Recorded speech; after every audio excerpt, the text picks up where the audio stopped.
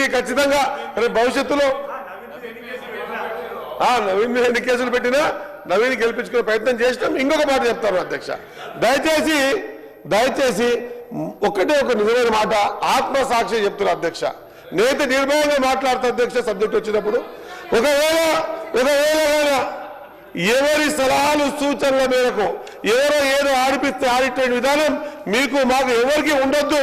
ఖచ్చితంగా మనం ఒకరి బుట్టలో పడిపోతే ఇంకెన్నడికి కూడా బీసీల పట్ల మనం ఆలోచన విధానాన్ని చంపుకున్న వాళ్ళ మొత్తం. కాబట్టే నిర్భయంగా ఎక్కడికక్కడ బీసీల విషయం వచ్చినప్పుడు ఖచ్చితంగా నిక్కాసుగా నిలబడి మీరు మేము మనమందరం కలిసి పోరాటం చేస్తేనే తప్ప భావి తరాలకు భవిష్యత్ తరాలకు బాటేసిన వాళ్ళ అవుతామన్న మాట గుర్తు చేస్తూ మా సీనియర్లో ఇంకేమైనా సలహాలు సూచిస్తే నిర్మూలన చెప్తున్న అధ్యక్ష వేదికలో సభగా చెప్తున్న సీనియర్ని ఎక్కడ పిలిస్తే రావడానికి సిద్ధంగా ఉన్నామన్న మాట గుర్తు చేస్తూ ముగిస్తా ఉన్నా అధ్యక్ష. సార్ సంతోషం శ్రీహర్ అన్న, నేనేమో ఈ లంబా చౌడ ఎందుకు అని చెప్పి ఇక మళ్ళీ అంతా కాంట్రవర్సీ అవుతాయని నేను సబ్జెక్ట్ పక్కన పెట్టిన. నువ్వేమో మా అల్లుని నువ్వేమంటున్నావు మా అల్లుని నిలబెట్టి హైదరాబాద్లో గెలిపించినామంటున్నావు. నా అల్లుని నిలబెట్టి హైదరాబాద్ సిటీలో మీరు గెలిపించినట్టు సంతోషం అంటే నేను చెప్తుంది అర్థమైతలేదు. రెండోది సార్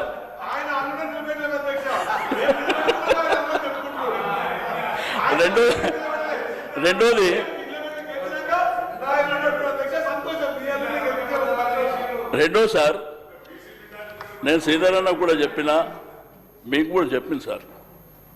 సరే ఎందుకు నాకు అవకాశం ఇచ్చారు థ్యాంక్స్ అని చెప్పి నేను కూర్చున్నా అన్న. మళ్ళా పాత విషయాలకే పోతుండు ఇంప్లీట్గా అమ్మన్నా అవి జడ్జిమెంట్లు ఉండే అధ్యక్ష.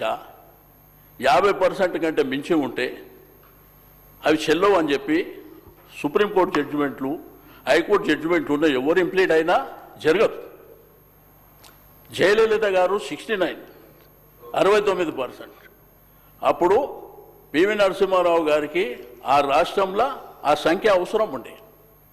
కాబట్టి ఆమె ధైర్యంగా నిలబడి నా సంఖ్య ఇది క్లియర్ చేస్తే నేను సపోర్ట్ చేస్తా అంటే అది జరిగింది, అక్కడ జరిగినటువంటిది. కాబట్టి దయచేసి నేను ఏమంటే ఇంకా విమర్శ ప్రతి విమర్శ నాకు నాకు అట్లా కాదు. హైదరాబాద్ సిటీలో ఉండి 6 సార్లు గెలిచినోని నీకు స్వేచ్ఛ ఉండేనా అని మాట్లాడితే నేను ఏం చెప్పాలి? నీకు చిన్న పిల్లగా అన్నా లే అన్నా. మీరు గుర్తుపెట్టుకోండి, నేను కాంట్రవర్సీ చేయదలుచుకోలే. మీకు స్వేచ్ఛ ఉండేనా? నాకు ఎంత స్వేచ్ఛ ఉండే, మా వాళ్ళకి ఎంత స్వేచ్ఛ ఉండే మాకు అందరికీ తెలుసు.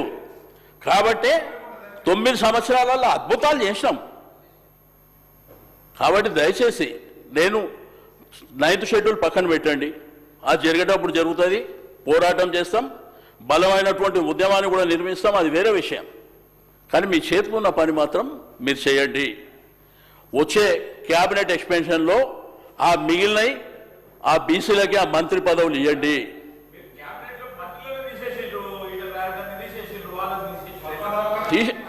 తీసే శ్రీధరన్న